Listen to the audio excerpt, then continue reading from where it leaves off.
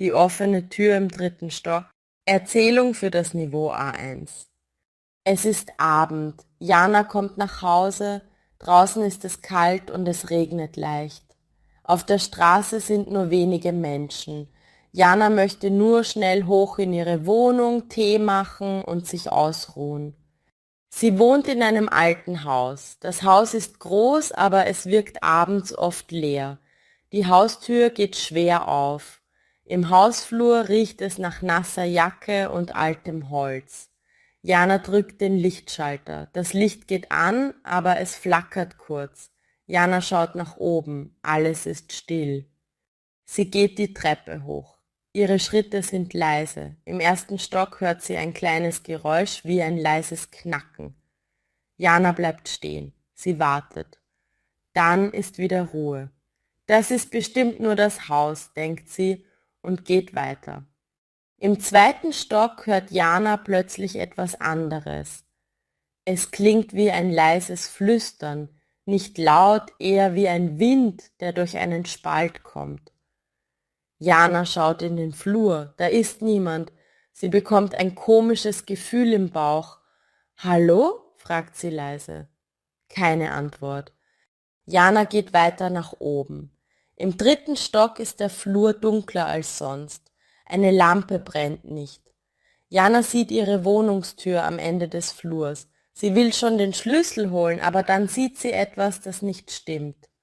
Eine Tür auf der anderen Seite steht offen. Jana kennt diese Tür. Sie ist normalerweise zu.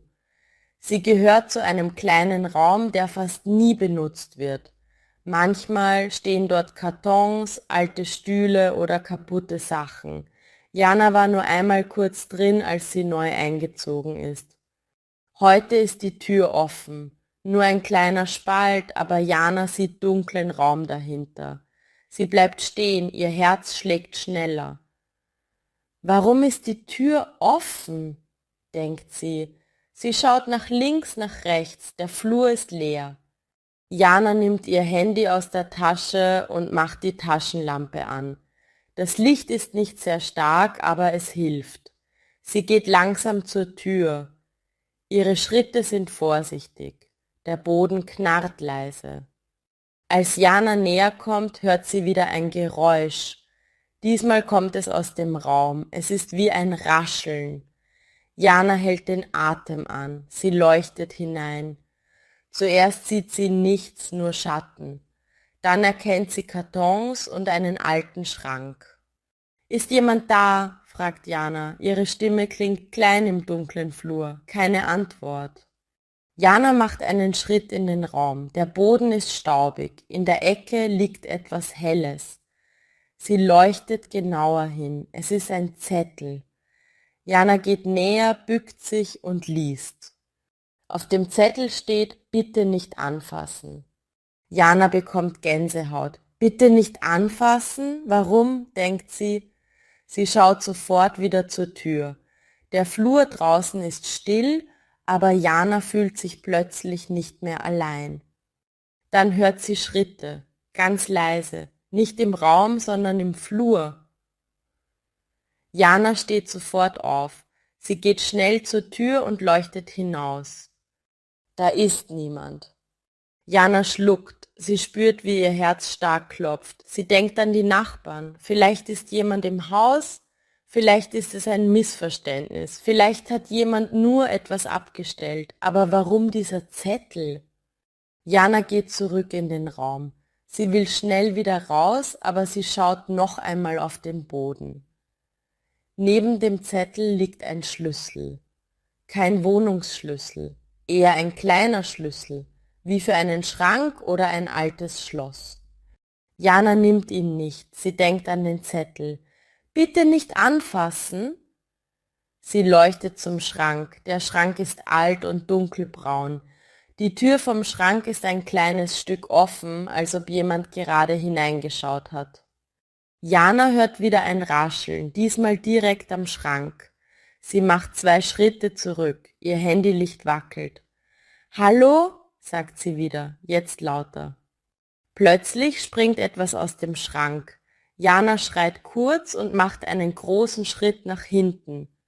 Es ist eine Katze. Eine kleine graue Katze. Sie ist dünn, ihr Fell ist staubig.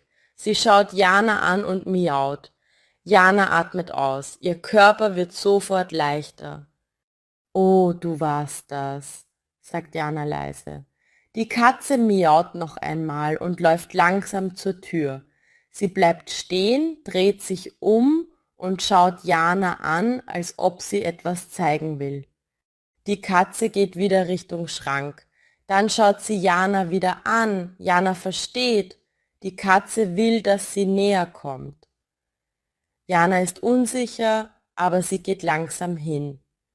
Neben dem Schrank liegt eine kleine Schale. Sie ist leer. Jana sieht auch eine offene Dose im Karton, aber sie ist alt und riecht schlecht. Die Katze miaut traurig. Jana denkt, die Katze war hier drin, sie hatte Hunger. Vielleicht hat jemand sie im Raum vergessen. Vielleicht ist sie durch ein Fenster reingekommen. Jana leuchtet zum Fenster. Das Fenster ist gekippt. Draußen ist der Regen. Du bist nass und kalt, sagt Jana. Sie streckt langsam die Hand aus. Die Katze lässt sich streicheln. Sie ist warm, aber sie zittert ein bisschen. Jana schaut wieder auf den Zettel.